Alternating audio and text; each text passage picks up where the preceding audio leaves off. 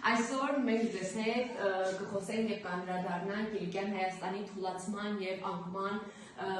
կարևորագույն առանցքային իրադարձություններին, բայց նախքան իրադարձություններին անդրադառնալը, եկեք 1-2 կետով անդրադարձ կատարենք մեր նախորդ թեմային, այսինքն Հեթումյան արքայատոհմի հաստատման գործընթացի և նշեք 2 կարևորագույն փաստ, որ հիշում եք նախորդ դասից։ 2 կարևորագույն փաստ, որ հիշում եք նախորդ դասից։ Ռաֆայել, որ Ֆիլիպ թագավորը ըստ պատշաճի չէր կառավարում թագավորությունը եւ Հեթումյան եւ Ռուբինյան իշխանապետությունները միավորվեց։ Լավ, շնորհակալություն, տեղավորվի։ Այդ տեսակետը ինչ եք հիշում նախորդ դասից։ Ինչ եք հիշում նախորդ դասից, Կարեն։ Նորից առաջինը պայմանագիր կապեց հայ մողոլական պայմանագիր 1256 թվականին։ Լավ, շնորհակալություն, եկեք մի փոքր ուղղում անենք 1256 1254։ Էլ ինչ եք հիշում, մեկ հոգու էլ լսեք ու անցնենք առաջ։ Էլ ինչ եք հիշում նախորդ դասից։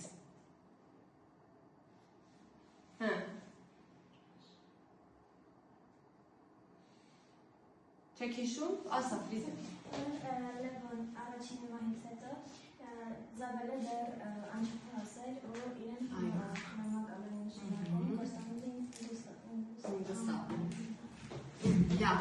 Այսօրվա մեր դասի նպատակն է լինելու զարգացնել Կիլիկյան հայկական թագավորության անկման առանցքային իրադարձություններն ուսումնասիրելու հմտություն և Կիլիկյան թագավորության թուլացման պատճառները վերլուծելու հմտությունն ենք զարգացնելու։ Եթե չկան հասկանալի հարցեր, անցնենք առաջ։ Ինչ իրավիճակ էր առհասարակ տիրում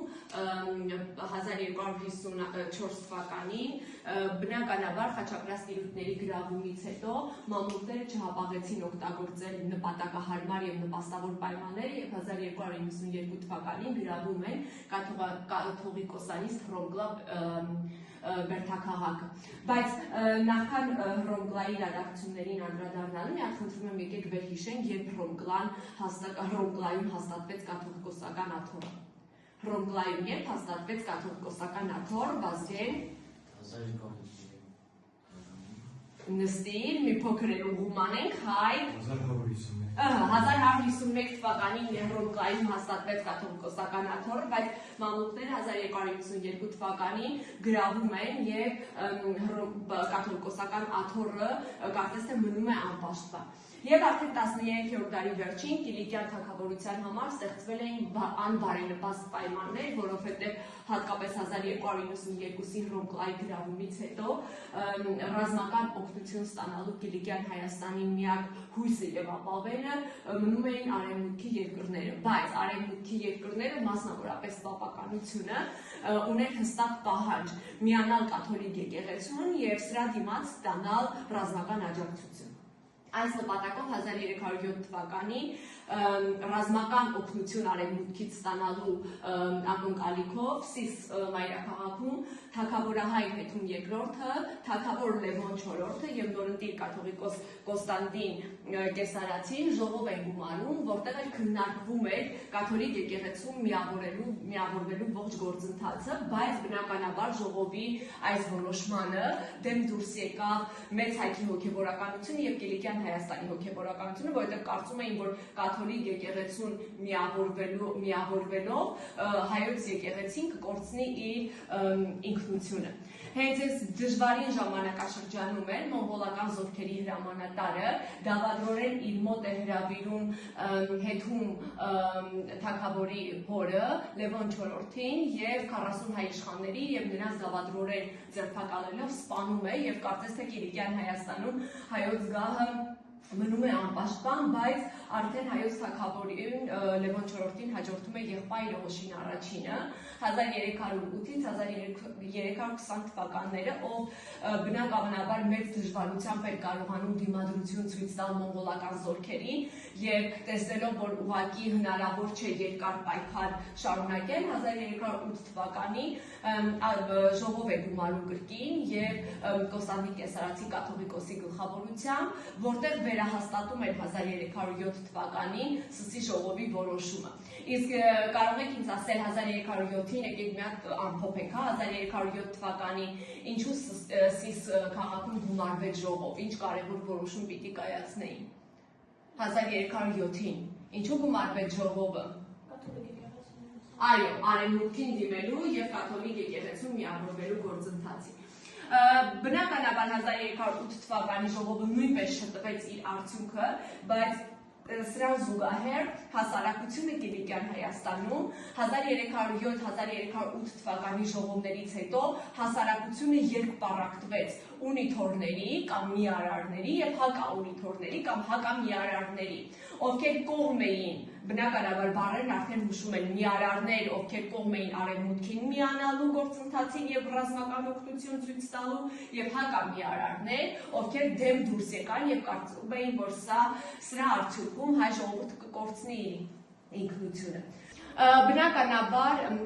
Լևոն 5-րդի կառավարման ժամանակաշրջաններում արդեն ասացինք, որ մի կողմից մամլուքների, մի կողմից մոնղոլների արշավանքները իրենք խարխլել էին Կիլիկյան հայկական թագավորության բնականոն կյանքը եւ 1337 թվականին հատկապես արդեն մամլուքները գրավում են Տարսոն, Ադանա, Մսիս եւ Այազ քաղաքները եւ ստիպված է լինում ուղղակի Լևոն 5-րդը կնքել ծանրագույն պայմանագրեր, որով ստիպված է լինում մի շարք բերդեր եւ ամրոցներ զիջել հակառակորդին Շնամ 1361 թվականին Կոստանդին Մեծրոպ Արտազեցի կաթողիկոսը Սսուն գումարում է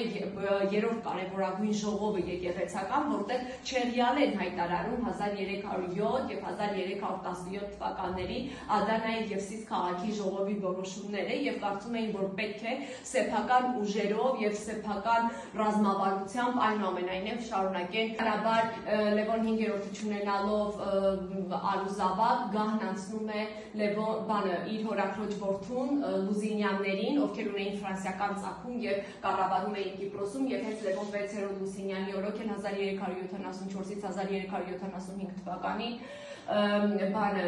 Եգիպտոսի սուլթանը հզոր բանակ է ուղարկում եւ եռացիա դիմադրությունից հետո 1375 թվականի ապրիլի 16-ին Սիս մայրաքաղաքի միջնաբերդը հանձնվում է թշնամուն, բայց այնուամենայնիվ կային նախարարական իշխանական տներ, ովքեր շարունակում էին պահպանել հայ ինքնությունը եւ այդ ամբողջականությունը Կիլիկյան թագավորության սահմանում։ Կան հասկանալի հարցեր։ Շատ ավելի լավ։ Հիմա ուրեմն բաժանվում եք խմբերի 4 եւ 4։ Ես ձեզ կտամ իմ համակարգիչը, մի խումբը կմոտենա սեղանին եւ իրադարձությունների լեռ կոչվող այս պատկերի միջոցով օգտվում եք ժամանակագրական սանդղակից, աշխարհացույց հարթակի եւ փորձում եք կարեւորագույն իրադարձությունները դուրս գրել։ Ես հիմա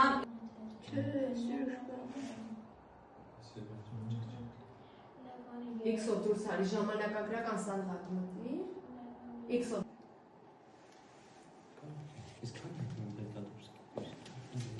Բայց ոնց թերթեր Մի այդ կարևորի վեն սրնդրել ենք մեջի։ Բարից կարակում աշխարհն է սկոտ։ Վերջ Ռաֆայել, ավարտել եք։ Ինչ թվեր եք կարևորագույն առանձնացրել։ առանձնացել ենք 1375 թվականը եւ 1307 թվականը։ 1375 թվականին ինչ իրադարձություն եղավ։ Այսինքն որ խնդրեմ կտակ ձեր թերթը։ Այսինքն որպես գագաթ ընտրել եք 1375 թվականը, լանջերին ինչ թվեր եք ընտրել, որպես զարգացում իրադարձություն։ 1307 17 եկեղեցական ժողովների գումարում որպես եւ արդեն ընտրել եք այստեղ լանջին 1337 թվականը, այն ինչ քաղաքներ գրավեցին մամլուքները, Սիս, Տարսոնը, Այասը, եւ 1360